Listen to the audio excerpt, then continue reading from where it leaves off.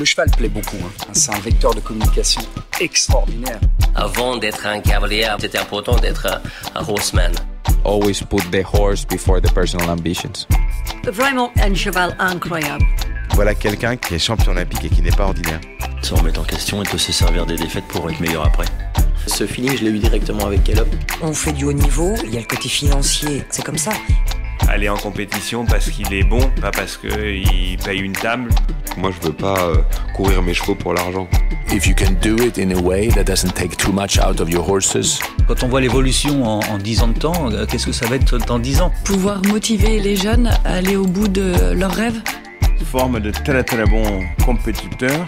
Je ne vais pas dire que ça forme des hommes de chevaux. Pour moi, les bons moments, ils sont à venir. Aujourd'hui, réussir sa vie, c'est avoir la vie que l'on souhaite. Cet épisode est une aventure. Voilà 4 années que vous nous sollicitez pour partir à la rencontre d'un monde que nous connaissons trop peu, les courses hippiques. 98 épisodes plus tard, nous sommes prêtes à vous livrer notre premier épisode avec un jockey oui, mais pas n'importe lequel, le meilleur français tout simplement, Christophe Soumillon. Il nous en aura fallu du temps. Il y a entre la sphère des sports équestres et le monde des courses une sorte de séparation immuable qu'il nous semblait bien difficile à franchir. 2 mondes qui évoluent de manière parallèle sans jamais ou presque se rencontrer. Pourtant, comme toujours, nous avons retiré de notre échange avec Christophe Soumillon de nombreux enseignements. Christophe est un sportif avant toute chose. Si sa carrière lui a permis de rapporter les trophées victorieux des plus grandes courses au monde, c'est sans doute qu'il a fait preuve d'une détermination illimitée, d'une volonté infinie de progresser, de travailler, d'accomplir. Nous aurions aimé pouvoir approfondir certains sujets cruciaux à notre compréhension de ce monde, comme la reconversion des chevaux de course, leur vie sportive, l'avant, l'après. Mais en 35 minutes montre en main entre 2 courses sur l'hippodrome de Chantilly, nous n'avions évidemment pas tant de latitude pour dérouler une conversation plus ample. Alors nous vous donnerons rendez-vous pour de nouveaux épisodes en immersion dans le monde des courses, mais pour l'heure, je vous laisse découvrir notre conversation. Et si cet épisode vous plaît, n'oubliez pas de nous aider à le faire rayonner en le partageant avec vos proches ou en nous écrivant sur notre compte Instagram pour nous faire part de vos retours. Bonne écoute! Qui d'autre que la célèbre institution France Gallo pour nous accompagner sur cet épisode spécial course. Et à cette occasion, France Gallo nous a demandé de vous parler d'un événement particulier. France Gallo Live présente le meeting de Deauville-Barrière. Rendez-vous donc à l'hippodrome de Deauville-la-Touque du 30 juillet au 27 août, avec pas moins de 16 journées de course chaque mardi, jeudi, samedi et dimanche. Le meeting sera votre terrain de jeu de cet été. Que vous soyez novice ou passionné de course, en famille ou entre amis, chacun peut profiter du programme estival du meeting de Deauville-Barrière, avec un programme de course au plus haut niveau, 16 journées de course dont 7 courses de groupe 1. Et si vous ne savez pas encore ce que ça veut dire, Christophe Soumillon vous l'expliquera dans cet épisode. Il s'agit du niveau d'excellence du galop. Le jeudi 10 août, à l'occasion du Longines Equestrian Challenge, les cavaliers du pôle international du cheval participeront à une course comme de vrais jockeys. Retrouvez également de nombreuses animations gratuites pour les petits et pour les grands. Baptême à poney, structure gonflable géante, derby, séance dédicace des jockeys, molki ou encore la course des kids sur la piste foulée par les chevaux. Et chaque jeudi, l'hippodrome vous propose des courses en semi-nocturne pour profiter d'une soirée en bord de piste au son des DJ sets dans une ambiance guinguette jusqu'à 23h. Une expérience riche en émotions pour vibrer tout l'été à l'hippodrome de Deauville-la-Touque, à partir de 5 € et gratuite pour les moins de 12 ans. Réservez très vite vos places sur francegallo-live.com. Le lien de redirection est dans la description de cet épisode. Allez, je vous laisse vous plonger dans cette discussion avec Christophe Soumillon. C'est parti, bienvenue dans I Am an Equestrian, le podcast. Bonjour Christophe Soumillon. Merci beaucoup de nous recevoir aujourd'hui pour réaliser notre toute première interview donc avec un acteur des courses et pas des moindres, puisque vous êtes le meilleur jockey de votre génération et sans aucun doute l'un des plus titrés d'entre eux.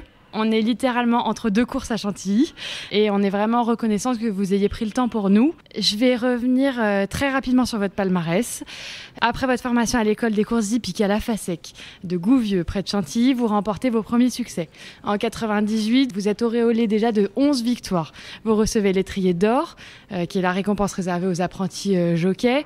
En 2000, vous remportez votre 100e victoire et réussissez à l'exploit de gagner 5 courses dans la même réunion, que vous réitérez duré ensuite en 2006. En 2001, vous signez un contrat de monte avec l'écurie Aga Khan. Et en 2003, vous remportez votre premier prix du Jockey Club, le prix de l'Arc de Triomphe et votre première des 10 cravaches d'or qui suivront ensuite. En 2017, vous remportez le Grand Prix de Paris avec Shaquille, si je ne me trompe pas sur la prononciation. Et cette même année, vous battez le record du nombre de victoires. En 2018, vous remportez la Dubai World Cup, une des dernières courses qui manquait à votre palmarès. Vous avez été le partenaire de nombreux champions, parmi lesquels Zarkava, Dalakani, Almanzor et puis Cyrus des Aigles, que vous recueillez régulièrement en vacances chez vous depuis 2016. La coutume donc dans notre podcast, c'est de parler de l'homme avant de parler du professionnel que vous êtes. Vous êtes né en 1981. Fils d'un jockey d'obstacles et vous avez évolué très jeune au plus proche des chevaux. Est-ce que vous pourriez nous parler de votre enfance ? Comment est-ce que ça s'est déroulé ? Est-ce que c'était finalement logique que vous fassiez ce métier-là aujourd'hui ? Déjà, bonjour et merci pour votre invitation. Alors pour commencer au tout début, bien sûr que j'ai toujours été très, très attiré par les chevaux puisque mon papa travaillait tous les matins dans des écuries et on logeait au-dessus des box. Donc c'est vrai que j'ai eu tout de suite cet amour assez proche du cheval. J'ai passé beaucoup de temps tout petit dans les box ou même à cheval avec mon père. Malheureusement, à l'âge de 4 ans, j'ai eu un accident assez grave avec un petit poney Shetland. J'ai mon pied qui restait coincé dans l'étrier. Il a galopé sur la route pendant 300-400 mètres, donc c'était un moment un peu traumatisant pour moi et mon père ayant pris un petit peu peur pour ce qui m'est arrivé n'a pas voulu me revoir sur un cheval ou sur un poney et un jour comme ça un ami est venu me voir, un ami de mon père, et voyait que tous les après-midi je faisais rien quand mon père faisait sa sieste. Il me dit écoute, viens avec moi, je vais t'emmener, j'ai une petite ponette qui est sympa et on va aller la nourrir. Et voilà, j'ai été avec lui, je lui ai demandé si je pouvais monter dessus, elle n'était pas débourrée donc il m'a dit essaye mais tu vas sûrement tomber, ce qui est arrivé. Je suis tombé à peu près une dizaine de fois et je suis remonté dessus à chaque fois. Donc le lendemain je suis revenu, ça a recommencé, elle m'a refait tomber plusieurs fois et à un moment donné elle s'est assagie. On a pris confiance l'un en l'autre, elle s'appelait Bambi et voilà, on est devenus amoureux l'un de l'autre et je l'ai montée pendant à peu près 1 an et demi, 2 ans. Et un jour, voilà, de fil en aiguille, ce même monsieur Eddie Skeppens m'a amené un jour aux courses de poney pour montrer un petit peu comment ça se passait parce que j'y connaissais absolument rien. Et ses 2 petits frères étaient des champions de Belgique de courses de poney. Et puis voilà, je suis allé aux courses et j'ai dû remplacer un de ses frères qui était malheureusement tombé aussi. Et voilà, j'ai commencé comme ça. J'ai, au bout de 5-6 ans, eu à peu près une centaine de victoires en course de poney. Et arrivé voilà, à l'âge de 14-15 ans, il fallait que je fasse un choix. J'adorais la cuisine aussi, donc je ne savais pas si je voulais devenir chef cuistot un jour ou peut-être jockey parce que je sentais que j'avais suffisamment d'expérience et le talent pour me lancer en tant que jeune jockey apprenti. Mais malheureusement en Belgique, les courses allaient très très mal, donc ma maman ne voulait absolument pas que je me lance dans le métier en Belgique. Et voilà, un ami de mon papa m'a fait passer des documents qui venaient de la FASEC de Gouvieux, l'école du Moulin à Vent. Et voilà, on a rempli notre candidature, on a été appelé au stage de présélection et voilà, l'histoire a commencé. J'ai senti tout de suite que j'aimais ça, que j'étais fait pour ça. Donc au bout de quelques semaines, j'ai eu la chance de rentrer dans l'écurie de Cédric Boutin. Et voilà, de fil en aiguille, tout est arrivé assez vite parce que j'avais déjà beaucoup d'expérience en course de poney. Je montais aussi des chevaux de course le matin avec mon papa. Donc c'est vrai qu'en arrivant à l'école, j'avais déjà pas mal d'avance sur certains de mes collègues. Et au bout de à peu près 1 an et demi, 2 ans, j'ai commencé à monter en course école, ensuite en course apprenti. Et puis je suis devenu, au bout de 3 ans, voilà, professionnel. J'ai perdu ma décharge. Et voilà, arrivé en 2000, c'est là où ma carrière a commencé vraiment à prendre forme. Et en 2001, c'est là où elle a explosé quand j'ai eu la chance de gagner mon premier classique, mon premier groupe 1. C'était avec Anna Bablou ici même sur les pommes de Chantilly, le jour de mon anniversaire. Donc à partir de ce moment-là, voilà, il y a eu deux étapes importantes. Vous le disiez tout à l'heure, quand j'ai gagné, j'ai fait le coup de 5 le 1er mai à Saint-Cloud. C'était vraiment une journée assez incroyable parce qu'en plus j'ai eu la chance de gagner le prix Muguet, qui était la plus grosse course de la Réunion, et c'était mon premier groupe 2. Donc il faut savoir que chez nous dans les courses, voilà, les plus grandes courses c'est les groupes 1, les groupes 2 ensuite, groupe 3, après on a l'Istud et des courses de handicap et courses à condition. Mais voilà, quand on gagne des courses de groupe, c'est déjà très très important. Et puis voilà, plus le chiffre est petit, plus la course est importante. Donc on a eu la chance de faire après voilà le voyage pendant quasiment 17 ans avec la Kazakh de son Altesse Aga Khan, pour qui j'ai été premier jockey et pour qui j'ai gagné énormément de groupe 1. Et voilà, on a eu Zarkavad, Alakani, Erevan, Vadeni, on a eu ces derniers temps. J'ai eu aussi la chance de monter Montmartre, Chamanda, des grands champions qui ont gagné un petit peu partout dans le monde. Et c'est vrai que j'ai eu aussi beaucoup de chance de pouvoir voyager l'hiver au Japon, à Hong Kong, aussi à Dubaï. Et j'ai au fur et à mesure réussi à engendrer des grandes victoires. Il en manque encore un petit peu à mon palmarès parce qu'il y a des courses un petit peu prestigieuses, mythiques, comme par exemple le Kentucky Derby ou le Derby d'Epsom, qui sont des courses quasiment intouchables pour un jockey français. Et ça reste quand même des objectifs, même si j'ai l'âge qui me fait croire que ça va être un petit peu compliqué d'aller les chercher, mais on ne sait jamais dans notre métier. Parfois on peut avoir de la chance sans le savoir, se retrouver sur un bon cheval en dernière minute. Donc on va tout faire pour avoir la chance en tout cas d'essayer de les remonter, ces courses là, et pourquoi pas un jour en gagner une. On devine dans votre discours, mais aussi quand on lit vos interviews, les mots de votre épouse, que vous avez vraiment envie d'être numéro 1. Vous êtes né pour être le meilleur. Vous avez déjà montré beaucoup de détermination à Poney. Et là, vous me dites à l'instant la chance d'être sur un bon cheval. Et en fait, je m'interroge, qu'est-ce qui fait la différence entre un très bon jockey et un bon jockey ? Déjà, il faut être surmotivé, c'est-à-dire que c'est tous les jours une compétition. C'est pas tiens, je vais bosser dur pendant une semaine et pendant un mois je vais y aller tranquille. Si on veut vraiment être au top niveau dans notre métier, malheureusement c'est comme un joueur de tennis aujourd'hui, il faut qu'il joue le maximum de matchs, c'est-à-dire un maximum de déplacements, beaucoup de tournois à l'étranger. Nous c'est pareil, si on veut avoir la chance de briller au plus haut niveau, il faut qu'on se déplace énormément aussi l'hiver à l'étranger pour aller récupérer des bons chevaux, monter pour des nouveaux clients, et en plus de prendre de l'expérience et de la confiance. Quand ça se passe bien, on a la chance de montrer aux gens ce qu'on est capable de faire, parce qu'on a la chance, c'est vrai aujourd'hui, d'avoir internet, et avec les réseaux sociaux c'est très facile de voir des courses quasiment en direct sur tous les hippodromes du monde, mais à une époque ça n'existait pas. Il y a 15-20 ans, si on n'allait pas monter justement dans ces endroits là, si on se faisait pas un nom, on n'avait pas la chance d'avoir au final un palmarès assez élargi au niveau international.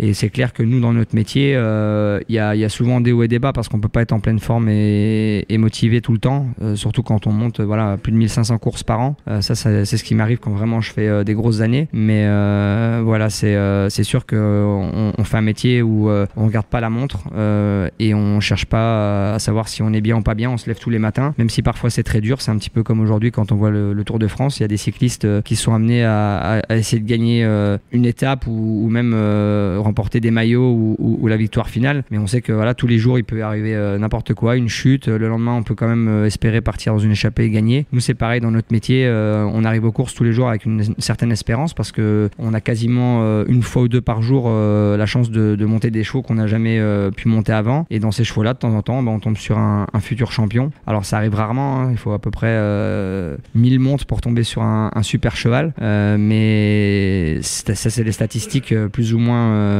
qui sont équivalentes à mon palmarès.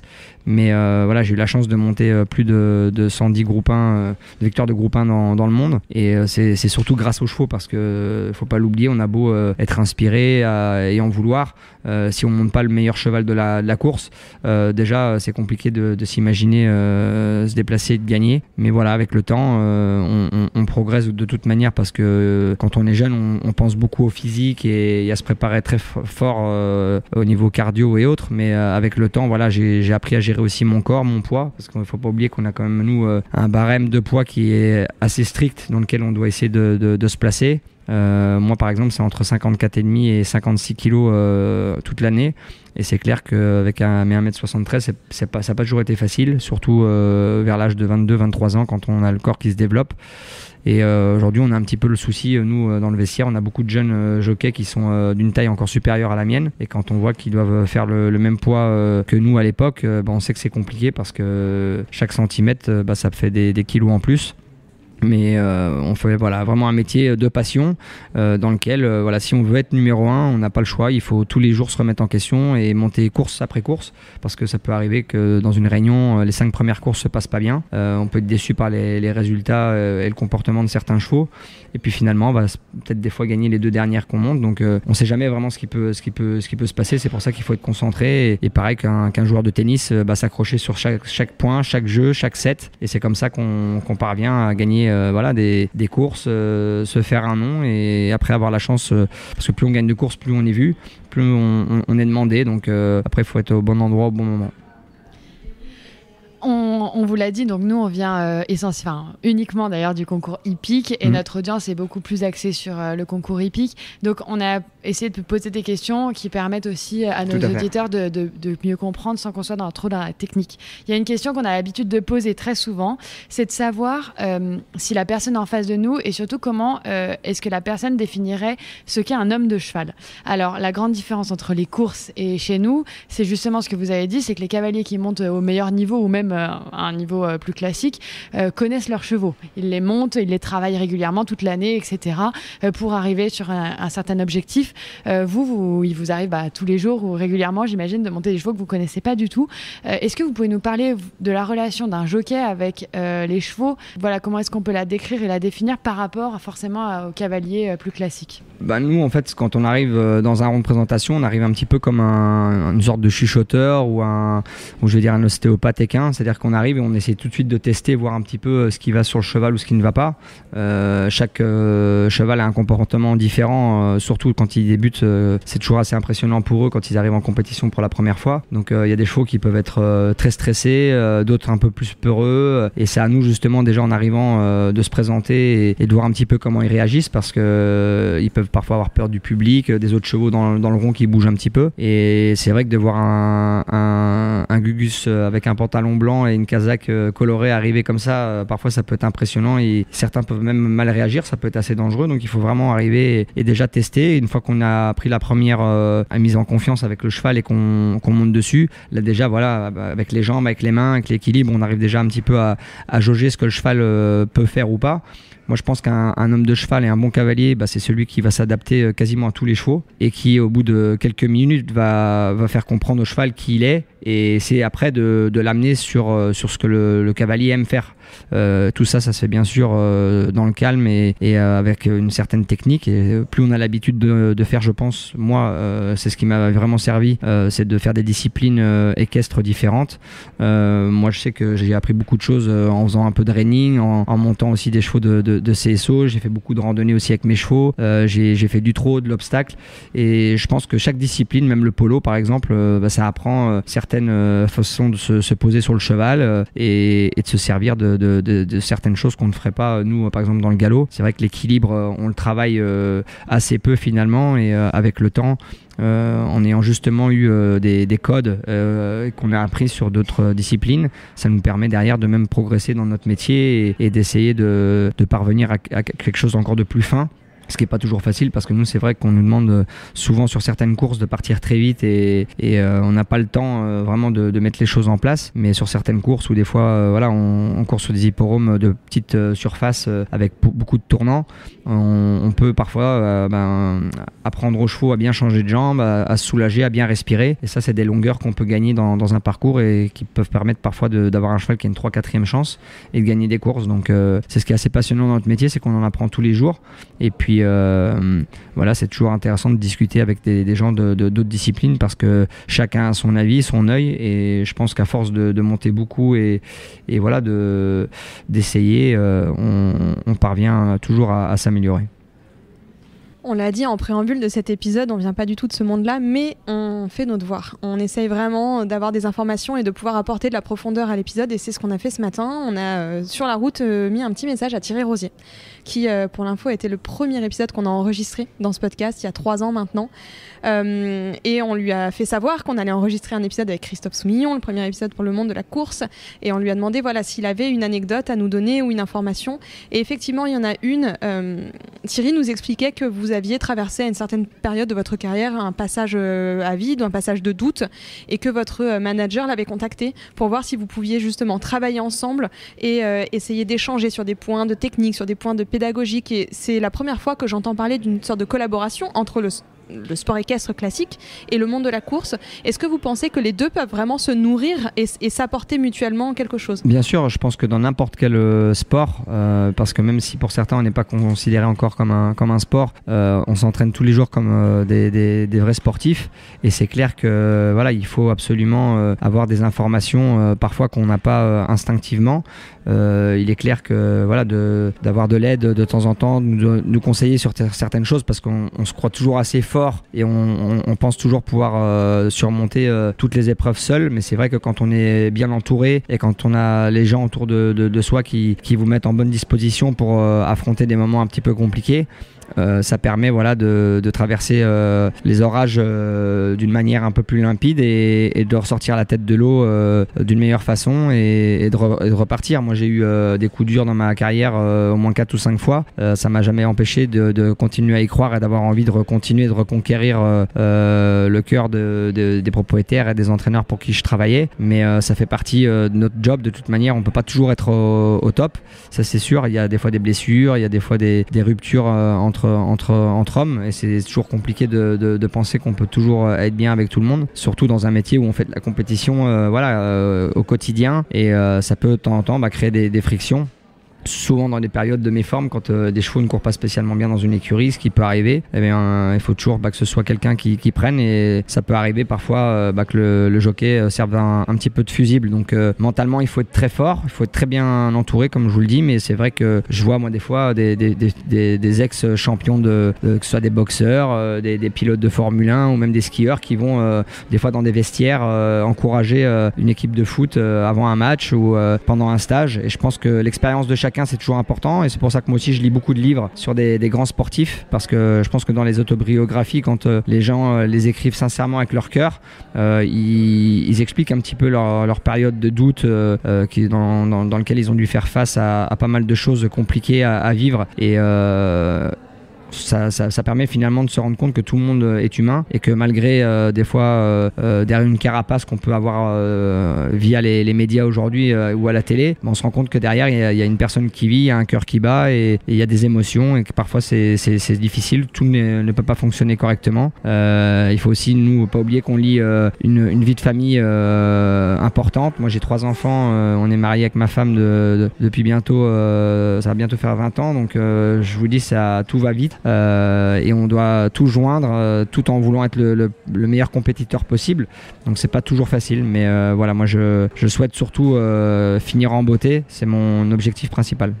Thierry donc a terminé son vocal ce matin en soulignant que vous étiez l'un des meilleurs jockeys du monde et que vous le resterez encore un bon moment, donc ne vous inquiétez pas par rapport à votre âge. Aujourd'hui donc à 42 ans si je ne me trompe pas, qu'est-ce que ça fait d'être perçu comme ça en lieu de tout ça ? Déjà, moi je me considère pas du tout comme un surdoué, je pense que je suis plutôt un gros travailleur qui cherche constamment à se remettre en question.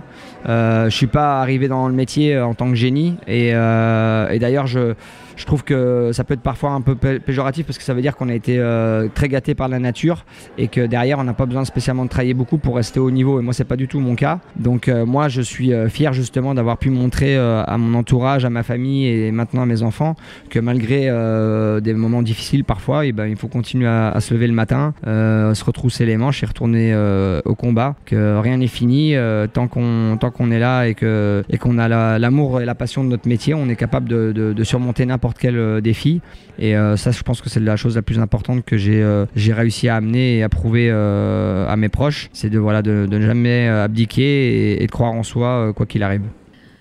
On le disait juste avant, il y a un véritable clivage entre le monde des sports équestres et le monde de la course. Pourtant, un cheval est un cheval, un homme de cheval est un homme de cheval, comme vous veniez de l'expliquer.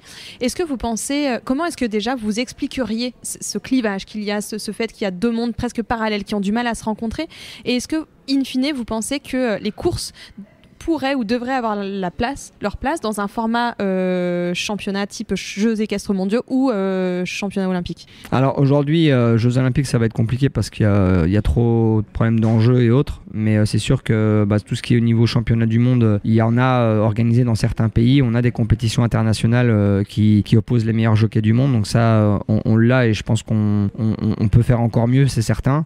Après, je vais vous dire honnêtement, nous déjà dans notre métier des courses, il y a 3 disciplines, il y a le plat, l'obstacle et le trot, et déjà dans les 3 disciplines, tout est bien séparé. C'est vrai qu'il y a quelques personnes qui se connaissent bien, qui font un petit peu même les 3 disciplines en tant que propriétaire, mais on sent quand même qu'il y a une barrière entre chaque discipline, et je pense que celle du plat, c'est la plus fermée de toutes, mais après, il y a tellement d'autres disciplines dans le cheval qui sont pareilles, pas spécialement passionnés par une autre.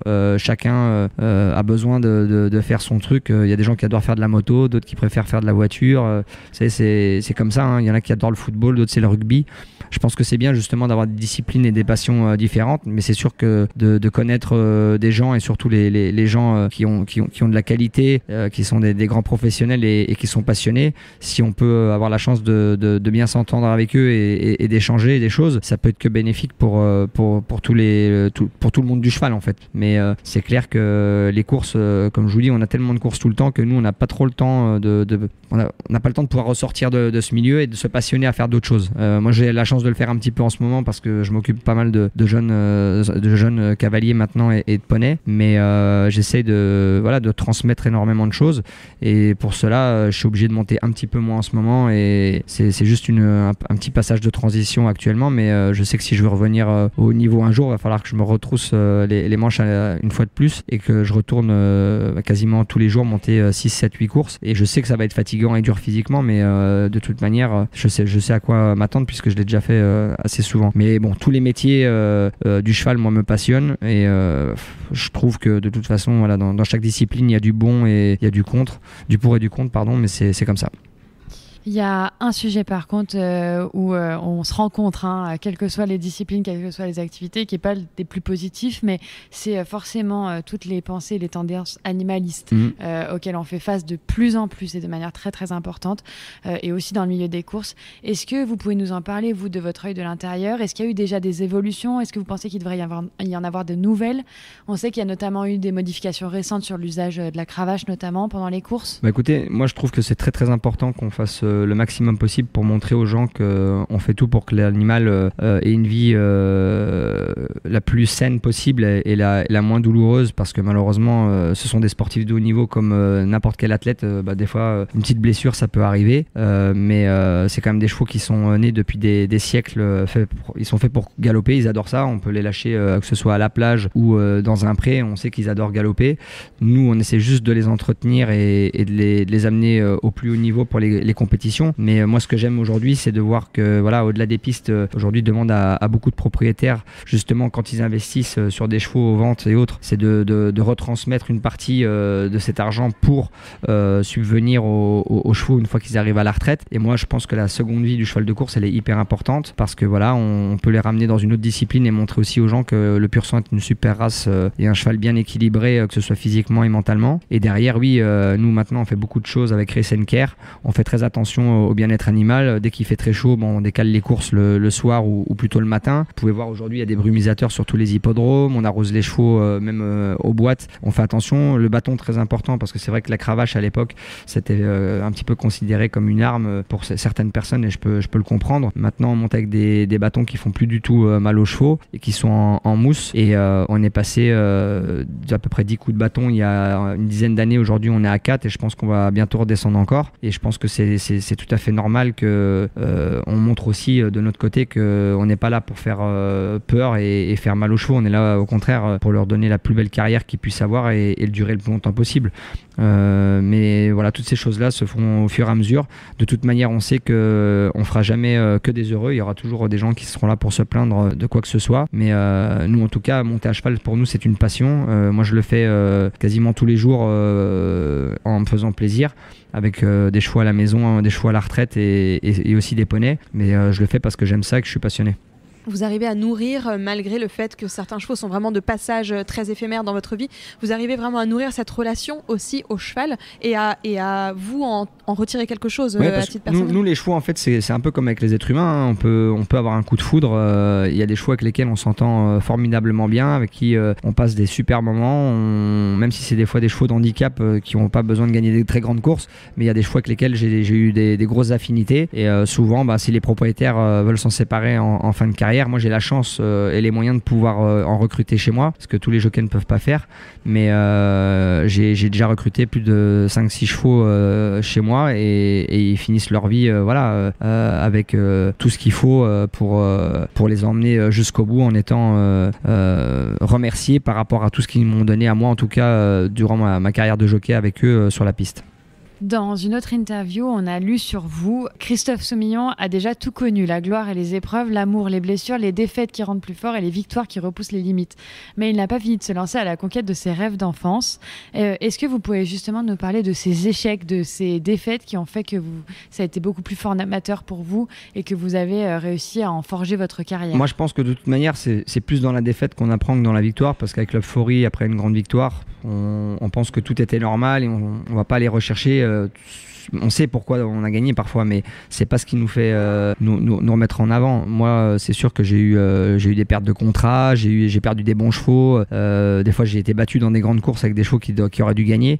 Et ça m'a permis à chaque fois de me poser les bonnes questions et d'avoir envie de revenir sans refaire une deuxième fois la même bêtise. Donc ça m'est arrivé des fois de refaire une deuxième fois la bêtise 10 ans après. De toute façon, vu le nombre de courses qu'on monte dans l'année, on peut pas tout faire bien, suivant les numéros de corde qu'on a et suivant le parcours. Ça arrive que des fois ça se passe pas toujours comme on veut, mais de toute manière c'est un métier qui nous forge et on est obligé d'être parfois très dur avec soi-même pour avoir la chance justement de continuer à évoluer. Christophe, on a mentionné l'immense palmarès que vous avez à votre actif en début d'épisode.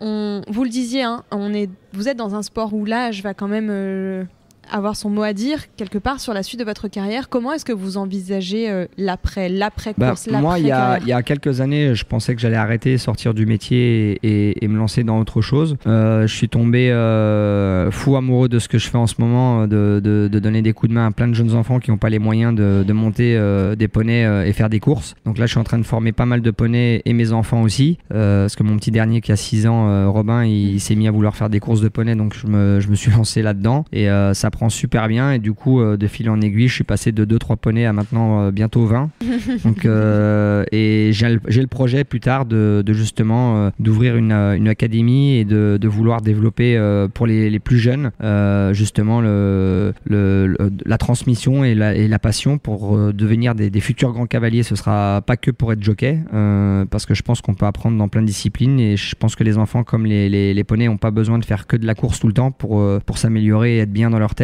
Donc voilà, j'ai ça en tête, c'est un projet qui va se faire dans les futurs mois et années et je vais m'occuper maintenant aussi de courses de poney un petit peu en Normandie pour développer ça là-bas parce que je vis de plus en plus en Normandie et c'est la terre du cheval, donc pour moi c'est important de penser maintenant un petit peu à la transmission, même si je me vois pas arrêter demain. Je pense que j'ai encore 4-5 belles années devant moi minimum et physiquement c'est le plus important, c'est comment on se sent dans sa tête et dans son corps et là je me sens très très fort et très bien, donc on va continuer sur la lancée. On a juste 2 toutes petites dernières questions à vous poser avant de vous lâcher. Vous êtes donc marié à Sophie Thalmann en 2006, donc ça va faire bientôt 20 ans, vous l'avez dit. Vous avez eu 3 enfants. Comme pour le concours hippique, les courses prennent énormément de temps. Comment est-ce que vous avez su gérer l'équilibre ou comment est-ce que vous le gérez, l'équilibre c'est pas évident parce que il n'y a rien d'écrit en fait, c'est les sentiments entre les gens, il y a des hauts et des bas tout le temps, c'est comme ça, c'est la vie. Ce qu'il faut surtout c'est se respecter et moi j'ai quand même la chance de faire un métier qui me prend beaucoup de temps, donc avec Sophie quand je rentre à la maison on parle jamais de mon boulot, c'est très très rare, il y a que les jours de grandes courses où elle vient, où elle s'intéresse un petit peu, mais Sophie est assez néophyte, les courses elle s'en occupe pas et du coup ça nous permet dès que je rentre à la maison de me déconnecter complètement, de passer du temps avec elle et avec les enfants et de voir autre chose. Et puis quand je fais les courses de poney c'est pareil, pour moi ça n'a rien à voir avec la compétition que je fais moi tous les après-midi, mais voilà, je passe énormément de bon temps avec mes proches proche et depuis quelques mois maintenant, voilà, comme je vous dis, on est en train de se lancer sur un futur gros projet. Donc les enfants font partie de ce projet aussi. Et ça, je trouve ça génial parce qu'on apprend beaucoup de choses tous ensemble et c'est top. J'ai 2 questions très très brèves. Est-ce que vous auriez un acteur des courses à nous recommander, que nous pourrions aller interviewer pour compléter un peu notre savoir et pour faire ce lien? Alors je ne sais pas si il le fera en français, je ne suis pas sûr. On mais peut le faire en anglais. En anglais, c'est Frankie Dettori. C'est le plus grand jockey que j'ai eu la chance de connaître et avec qui j'ai monté. Il prend sa retraite cette année en fin d'année et il fait une année en plus exceptionnelle. Mais voilà, c'est quelqu'un qui a été un gros déclencheur chez moi. Quand je l'ai vu gagner son premier Arc de Triomphe avec l'Amtara, j'étais en Belgique, je suis passé devant une boutique, je l'ai vu en poster et j'ai dit j'ai envie de faire comme lui. Je voulais lui ressembler. Malheureusement, on n'a pas du tout le même physique, donc à cheval, c'est pas le même esthétisme. Mais en tout cas, c'est quelqu'un qui m'a inspiré tout au long de ma carrière et qui a eu la chance, lui aussi, de gagner les plus grandes courses du monde. Et il en a gagné 3 fois plus que moi, des grandes courses. Donc pour vous dire que c'est quand même un gars qui sort du commun. Et en plus de ça, c'est un showman, c'est un mec super intelligent qui a eu aussi des accidents assez graves et qui a dû surmonter des épreuves difficiles dans sa vie. Mais c'est pour ça que c'est un grand champion. Une dernière question, vous avez mentionné que vous lisiez beaucoup et on adore pouvoir partager avec les auditeurs quelques titres. Est-ce que vous auriez des titres à nous recommander qui vous ont vraiment influencé? Écoutez, le dernier livre de Xavier Dumoulin, il m'a beaucoup plu. Je pense que c'est La Nuit du Pur Sang, si je ne me trompe pas. Et sinon, les autobiographies des plus grands tennismen actuels, que ce soit Djokovic, Nadal, Federer, m'ont appris beaucoup de choses. Puis voilà, j'ai beaucoup aimé aussi lire les grands boxeurs comme Mohamed Ali, entre autres, mais aussi des cyclistes, Eddy Merckx, voilà, tous ces grands champions qui font des métiers où il faut se remettre en question régulièrement parce qu'on prend des coups et ça peut être très dur. C'est souvent, je rajoute juste, mais c'est souvent hyper intéressant quand un cavalier, un jockey en l'occurrence, nous parle d'autres sports parce que souvent c'est les meilleurs qui s'inspirent aussi des autres grands sportifs. Moi je rêvais justement de devenir le meilleur. J'ai pas réussi tout le temps à être le meilleur, mais je pense que parfois je l'ai été. Voilà, il faut une certaine rigueur, un certain pouvoir aussi d'avoir envie tous les jours de travailler dur. C'est comme quelqu'un qui veut constamment être premier de classe. Ça peut être très bien, les parents peuvent être très fiers, mais des fois ça peut être compliqué aussi dans la tête parce que dès qu'on n'est pas premier, on a l'impression d'avoir fait des choses moyennement et on est déçu de soi-même, et c'est là où c'est difficile de trouver ce curseur de garder la régularité pour pas être constamment déçu quand on est battu. Merci beaucoup Christophe. Merci beaucoup.